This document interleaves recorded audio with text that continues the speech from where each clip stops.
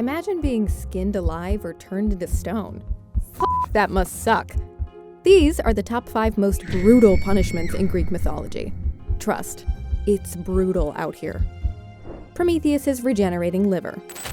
So I guess this titan can't have much of his firewater anymore, no? Clearly he's a lightweight. Prometheus meet viewer. Viewer meet Prometheus. He's one of the Greek gods of fire who basically tried to steal said fire from Zeus for you. Because this class act trickster stole from the gods after his brother Epimetheus expended the resources they were given to create mankind, he was bound to eternal doom. Basically, Zeus tied him to Mount Caucasus, where an eagle would forever eat away at his liver. Then, overnight, it would regenerate so that the eagle would never starve. The lengths Prometheus went for you kids, even though he'd definitely tap out at a kegger. Poor liver. Hyacinthus, death by disc. This one's a heart stopper. Let's get one thing straight and 2 things gay. Hyacinthus was the Spartan prince lover of Greek god Apollo. Nothing could come between the star-crossed lovers. Well, nothing except for a frisbee. You see, Apollo was teaching Hyacinthus how to play a light game of disc throwing. You know, as couples do. Unbeknownst to them, a jealous eye from the clouds looked over them, going by the name of Zephyrus. Little did anyone else know, this little wind god was on the DL. Yup. So instead of physically stopping the show like any normal homewrecker would, when Hyacinthus threw the disc up into the sky, Zephyrus shot it right back down with the gust of 1,000 winds. And, lo and behold, the frisbee struck the poor guy's head. You can argue this may be the most brutal punishment in all of Greek myth. Zephyrus practically killed 2 birds with 1 stone.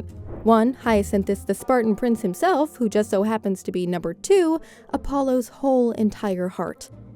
If you know anything about love in queer relationships, this was a brutal tragedy. Marsyas, skinned alive. I mean, after that whole star-crossed lover's misfortune, who the would want to mess with Apollo? Surely it makes sense not to play in his face, right? Well, guess the what? Marsyas the satyr thought it'd be funny to challenge the Greek god to a flute-playing contest.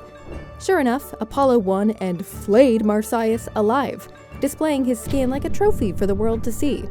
Play stupid games, win stupid prizes. Ixion, bound to a wheel of fire. Rule number 1, don't ever play with Zeus. I mean, the whole town's talking about how Prometheus was chained to a rock and practically eaten alive. You'd be as stupid as Marsyas to around and find out. Right, Ixion? When he was invited to be a guest of the gods, king of the Lapiths, Ixion was on his worst behavior from the jump. He was practically licking his lips at Zeus's wife, Hera, and Zeus was not having it. Basically, what he did was make a clone of his wife Hera in cloud form.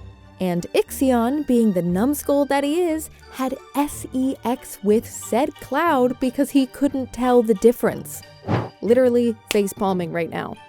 Because not only did he make love to an inanimate object who was the Greek god of all gods' wife, he literally impregnated the cloud, which bore a half-human, half-horse called Centaurs.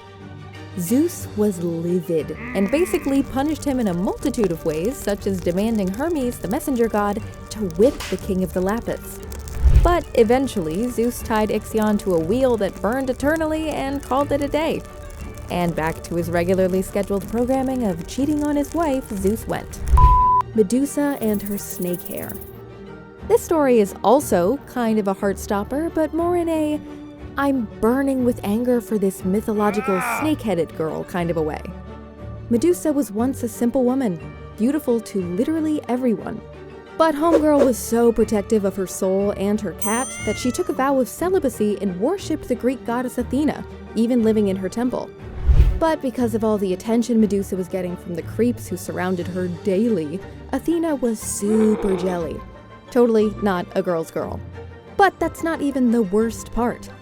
One day, while Medusa was performing her priestess duties in Athena's temple, Poseidon violated her, stripping her of her celibacy and desecrating the shrine. But guess whose side Athena took? Yup, weird Uncle Poseidon. Athena basically turned Medusa into a hideous gorgon so that no man would so much as look her way.